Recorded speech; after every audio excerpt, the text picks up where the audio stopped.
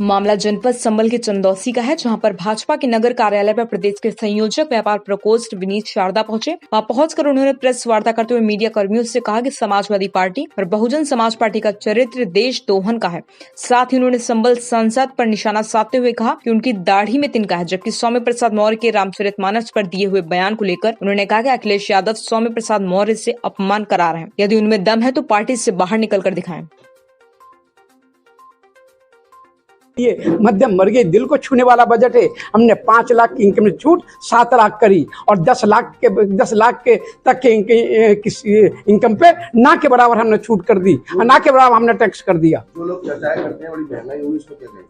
महंगाई कांग्रेस के जमाने में होती थी, रोटी कपड़ा मकान जैसी मनोज कुमार की पिक्चर बन गई थी, लोग हाहाकार कर रहे थे। आज महंगाई नहीं, आज हम विश्व की तीसरी सबसे बड़ी अर्थव्यवस्था अगर है तो भारत है। आज अगर है तो अमन है, चैन है, शांति है, उद्योग और व्यापार को बढ़ावा है, माता बहनों को सम्मान है। आज अगर है तो जैसे कभी प्रहलाद, जैसे कभी सर विपक्षी पार्टियां लगातार हमलावर होती रही हैं। बहुजन समाज पार्टी आरोप लगा रही है, समाजवादी पार्टी आरोप लगा रही है कि ये जो बजट है ये छलावे का बजट है, क्या कहेंगे? देखिए, समाजवादी पार्टी के चरित्र को आप जानते हैं, बहुजन समाजवादी पार्टी के चरित्र को आप जानते हैं। सपा और बहुजन समाजवादी का चरित्र हमेशा देश दोहन वाला रहा है, प्रदेश दोहन वाला रहा है। उन्होंने न व्यापारी की चिंता की, न माता बहनों की चिंता की, न किसान की चिंता की, न युवाओं की चिंता थी। भारतीय जनता पार्टी की सरकार में केंद्र में प्रदेश में युवाओं को रोजगार, माता बहनों को सम्मान, व्यापारी को उद्योग और समाजवादी पार्टी का चरित्र को आपने देखा ना। समाजवादी पार्टी के मुखिया अखिलेश यादव ने अपने शिष्य को बोला, श्यामी प्रसाद मौर्य को जाओ रामचरितमानस पे हमला बोलो, मर्यादा पुरुषोत्तम श्री राम पे हमला बोलो। और वो इस प्रकार की बातें करते हैं। हिंदुओं के सनातन धर्म पे हमला बोलने का काम मुझे लगता है इन राजनीतिक दलों ने जो है, चाहे वो कांग्रेस रही हो जिन्होंने राम सेतु पे प्रश्न चिन्ह किया था। एक मिनट बात हो जाए, मेरा सुन लीजिए। तो क्या राम की सरकार में इस प्रकार की बयानबाजी किसी धार्मिक ग्रंथ को लेना कहाँ तक? वही तो बोल रहा हूँ दोस्त। जी। कांग्रेस ने राम सेतु और राम पर प्रश्न चिन्ह लगाया था कि राम है या नहीं है। बिहार के मंत्री ने पिछले 10 दिन पहले, 15 दिन पहले रामचरितमानस पे उंगली उठाई थी। बंगाल की ममता दीदी ने राम पर प्रश्न चिन्ह लगाया था और समाजवादी पार्टी ने पहले अयोध्या में कार सेवक को गोली बरसा के जान से मारा था। वही काम उनके बेटे सपा के मुखिया अखिलेश यादव कर रहे हैं। अपने शिष्य के स्वामी प्रसाद मौर्य के कंधे पर बंदूक रख के उन्होंने कहा रामचरितमानस का अपमान करो। इन लोगों ने हिंदुओं के देवी देवताओं का मजाक बनाने का मुझे लगता है ठेका ले लिया है। क्योंकि इनकी हिम्मत है तो कुरान पे बोल के दिखाएं। इनकी हिम्मत है कुरान पे हमला बोले, नहीं बोल सकते, पैजामा गीला हो जाएगा। क्योंकि हिंदू इनको कमजोर लगता है, हिंदू इनको कमजोरी पर निशाना बनाते हैं। परंतु हिंदू अब मूंग की दाल खाने वाला हिंदू नहीं रह गया है। अब हिंदू सिर्फ मूंग की दाल नहीं खाता, अब हिंदू ताकतवर हिंदू है और शक्तिशाली हिंदू है। अपने देश, अपने राष्ट्र को बनाने वाला हिंदू है और अपने राष्ट्र, अपने देश, अपने 33 कोटि देव देवताओं का अपमान हिंदू बर्दाश्त नहीं करेगा। अखिलेश यादव को चाहिए या तो श्यामी प्रसाद मौर्य को पार्टी से बाहर का रास्ता दिखाएं, वो दिखा नहीं सकते। उन्होंने उसको ताज पहनाकर राष्ट्रीय महासचिव बना दिया अखिलेश जी ने। और अखिलेश जी कहते हैं शूद्रों का अपमान करते हैं। वो आज भी राजा हैं क्या, महाराजा हैं क्या? अंग्रेजों के जमाने में जी रहे हैं क्या? राजा महाराजा की आज ना कोई शूद्र है, आज ना कोई छोटा है ना बड़ा है। हमने इस चुनाव की हमने अपने आम बजट में बताया कि अब कोई गटर और मैनहोल और गंदगी इंसान साफ नहीं करेगा। इंसान की गंदगी इंसान क्यों साफ करे? हमारे बजट में हमारे प्रधानमंत्री जी ने कह दिया आज गटर की सफाई, मैनहोल की सफाई मशीन के द्वारा होगी। और ये आज भी अखिलेश जी आप शूद्रों का अपमान करते हो, ये हिंदू समाज इसको बर्दाश्त नहीं करेगा। अंग्रेज जो काम नहीं कर पाए हिंदुओं से हिंदुओं को बांटने का काम, वो अखिलेश यादव जी आप करना चाहते हो। आपने अंग्रेजों का मात कर दिया। प्रदेश की मेरी देवतुल्य जनता, उत्तर प्रदेश की मेरी देवतुल्य जनता अब हिंदुओं से हिंदू बंटने का काम नहीं करेगी। मेरी तो मांग है विशेष अदालत बना के चौराहे पर स्वामी प्रसाद मौर्य जैसे राक्षस और जानवरी प्रवृत्ति के व्यक्ति को कड़ी सजा दी जानी चाहिए। और जैसे जिला बदर किया जाता है राजद्रोही को, देशद्रोही को, सनातन धर्म का विरोध करने में इन राजद्रोह का इन पर मुकदमा चलना चाहिए और इनको पाकिस्तान भेजना चाहिए। देश से इनको पूरी तरीके से देश बदर करना चाहिए। सर, स्वामी प्रसाद के बाद अब बहुजन समाज पार्टी की मुखिया मायावती भी रामचरितमानस को लेकर सवाल मैंने नहीं सुना उन्होंने क्या कहा। उन्होंने ये कहा अखिलेश यादव जी से कि आप वो गेस्ट हाउस भूल गए क्या कांड। उन्होंने कहा गेस्ट हाउस कांड में क्या मैं उस समय मैं बहन नहीं थी जब मेरे पर हमला किया था। बहन मायावती ने अपना दर्द देश के सामने रखा, तो दर्द रखा तो इसमें क्या बुरा किया उन्होंने। हमला तो समाजवादी पार्टी के नेताओं ने जो उन पर किया था ना, उस समय भारतीय जनता पार्टी ने उनको बचाया था, हमारे ही नेता ने उनको बचाया था।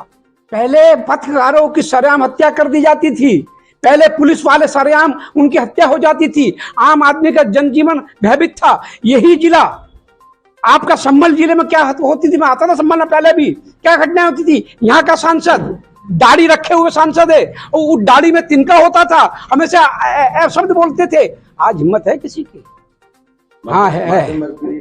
मध्यम वर्गीय के लिए ये बड़ा समर्पित है। 5 लाख की छूट 7 लाख करना मध्यम वर्गीय के लिए, मध्यम वर्गीय दिल को छूने वाला बजट है। हमने 5 लाख की इनकम में छूट 7 लाख करी और 10 लाख के तक के इनकम पे ना के बराबर हमने छूट कर दी, ना के बराबर हमने टैक्स कर दिया। जो लोग चर्चाएं करते हैं बड़ी महंगाई हुई, इसको क्या कहेंगे? महंगाई कांग्रेस के जमाने में होती थी, रोटी कपड़ा मकान जैसी मनोज कुमार की पिक्चर बन गई थी, लोग हाहाकार कर रहे थे। आज महंगाई नहीं, आज हम विश्व की तीसरी सबसे बड़ी अर्थव्यवस्था अगर है तो भारत है। आज अगर है तो अमन है, चैन है, शांति है, उद्योग और व्यापार को बढ़ावा है, माता बहनों को सम्मान है। आज अगर है तो जैसे कभी प्रहलाद, जैसे कभी सर विपक्षी पार्टियां लगातार हमलावर होती रही हैं। बहुजन समाज पार्टी आरोप लगा रही है, समाजवादी पार्टी आरोप लगा रही है कि ये जो बजट है ये छलावे का बजट है, क्या कहेंगे? देखिए, समाजवादी पार्टी के चरित्र को आप जानते हैं, बहुजन समाजवादी पार्टी के चरित्र को आप जानते हैं। सपा और बहुजन समाजवादी का चरित्र हमेशा देश दोहन वाला रहा है, प्रदेश दोहन वाला रहा है। उन्होंने न व्यापारी की चिंता की, न माता बहनों की चिंता की, न किसान की चिंता की, न युवाओं की चिंता थी। भारतीय जनता पार्टी की सरकार में केंद्र में प्रदेश में युवाओं को रोजगार, माता बहनों को सम्मान, व्यापारी को उद्योग और समाजवादी पार्टी का चरित्र को आपने देखा ना। समाजवादी पार्टी के मुखिया अखिलेश यादव ने अपने शिष्य को बोला, स्वामी प्रसाद मौर्य को, जाओ रामचरितमानस पे हमला बोलो, मर्यादा पुरुषोत्तम श्री राम पे हमला बोलो। और वो इस प्रकार की बातें करते हैं कि हिंदुओं के सनातन धर्म पर हमला बोलने का काम मुझे लगता है इन राजनीतिक दलों ने जो है, चाहे वो कांग्रेस रही हो जिन्होंने राम सेतु पे प्रश्न चिन्ह किया था। एक मिनट बात हो जाए, उत्तर प्रदेश मेरा सुन लीजिए। सरकार माना जाता है, तो क्या राम की सरकार में इस प्रकार की बयानबाजी किसी धार्मिक ग्रंथ को लेना कहाँ तक? वही तो बोल रहा हूँ दोस्त। जी। कांग्रेस ने राम सेतु और राम पर प्रश्न चिन्ह लगाया था कि राम है या नहीं है। बिहार के मंत्री ने पिछले 10 दिन पहले, 15 दिन पहले रामचरितमानस पे उंगली उठाई थी। बंगाल की ममता दीदी ने राम पर प्रश्न चिन्ह लगाया था और समाजवादी पार्टी ने पहले अयोध्या में कार सेवक को गोली बरसा के जान से मारा था। वही काम उनके बेटे सपा के मुखिया अखिलेश यादव कर रहे हैं। अपने शिष्य के स्वामी प्रसाद मौर्य के कंधे पर बंदूक रख के उन्होंने कहा रामचरितमानस का अपमान करो। इन लोगों ने हिंदुओं के देवी देवताओं का मजाक बनाने का मुझे लगता है ठेका ले लिया है, क्योंकि इनकी हिम्मत है तो कुरान पे बोल के दिखाएं। इनकी हिम्मत है कुरान पे हमला बोले, नहीं बोल सकते, पैजामा गीला हो जाएगा, क्योंकि हिंदू इनको कमजोर लगता है। हिंदू इनको कमजोरी पर निशाना बनाते हैं, परंतु हिंदू अब मूंग की दाल खाने वाला हिंदू नहीं रह गया है। अब हिंदू सिर्फ मूंग की दाल नहीं खाता, अब हिंदू ताकतवर हिंदू है और शक्तिशाली हिंदू है, अपने देश अपने राष्ट्र को बनाने वाला हिंदू है और अपने राष्ट्र अपने देश अपने 33 कोटि देवी देवताओं का अपमान हिंदू बर्दाश्त नहीं करेगा। अखिलेश यादव को चाहिए या तो स्वामी प्रसाद मौर्य को पार्टी से बाहर का रास्ता दिखाएं, वो दिखा नहीं सकते। उन्होंने उसको ताज पहनाकर राष्ट्रीय महासचिव बना दिया अखिलेश जी ने। और अखिलेश जी कहते हैं शूद्र, शूद्रों का अपमान करते हैं। आज भी राजा हैं क्या, महाराजा हैं क्या, अंग्रेजों के जमाने में जी रहे हैं क्या, राजा महाराजों की आज ना कोई शूद्र है, आज ना कोई छोटा है ना बड़ा है। हमने इस चुनाव की हमने अपने आम बजट में बताया कि अब कोई गटर और मैनहोल और गंदगी इंसान साफ नहीं करेगा। इंसान की गंदगी इंसान क्यों साफ करे?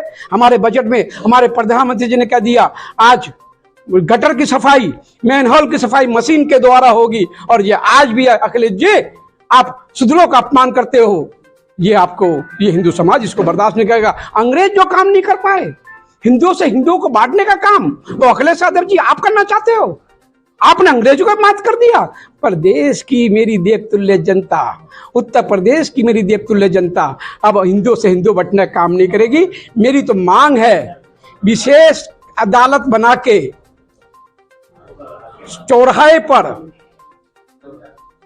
स्वामी प्रसाद मौर्य जैसे राक्षस और जानवरी प्रवृत्ति के व्यक्ति को कड़ी सजा दी जानी चाहिए। और जैसे जिला बदर किया जाता है राजद्रोही को, देशद्रोही को, सनातन धर्म का विरोध करने में इन्हें राजद्रोह का इन पर मुकदमा चलना चाहिए और इनको पाकिस्तान भेजना चाहिए। देश से इनको पूरी तरीके से देश बदर करना चाहिए। सर, स्वामी प्रसाद के बाद अब बहुजन समाज पार्टी की मुखिया मायावती भी रामचरितमानस को लेकर सवाल मैंने नहीं सुना। उन्होंने क्या कहा? उन्होंने ये कहा अखिलेश यादव जी से कि आप वो गेस्ट हाउस भूल गए क्या कांड। उन्होंने कहा गेस्ट हाउस कांड में क्या मैं उस समय मैं बहन नहीं थी जब मेरे पर हमला किया था? बहन मायावती ने अपना दर्द देश के सामने रखा, तो दर्द रखा तो इसमें क्या बुरा किया उन्होंने? हमला तो समाजवादी पार्टी के नेताओं ने उन पर किया था ना। उस समय भारतीय जनता पार्टी ने उनको बचाया था, हमारे ही नेता ने उनको बचाया था। नेताजी, रोजमर्रा की चीजों को सस्ता ना करके हीरा सस्ता किया गया, क्या कहेंगे? हीरा महंगा हुआ है दोस्त। हाँ, महंगा किया गया हीरा महंगा, हीरा गरीब आदमी की चीज नहीं है ना। हमने सस्ता किया है, खिलौने किए हैं, हमने सस्ते किए। कौन खरीदता है? गरीब आदमी हीरा भी खरीदता है, उसको सस्ता होना चाहिए। हीरा गरीब आदमी खरीदता है, डायमंड खरीद भी खरीदता है, सोना गरीब आदमी खरीदता है, चांदी गरीब आदमी खरीदती है क्या? ऊपर टैक्स लगाया।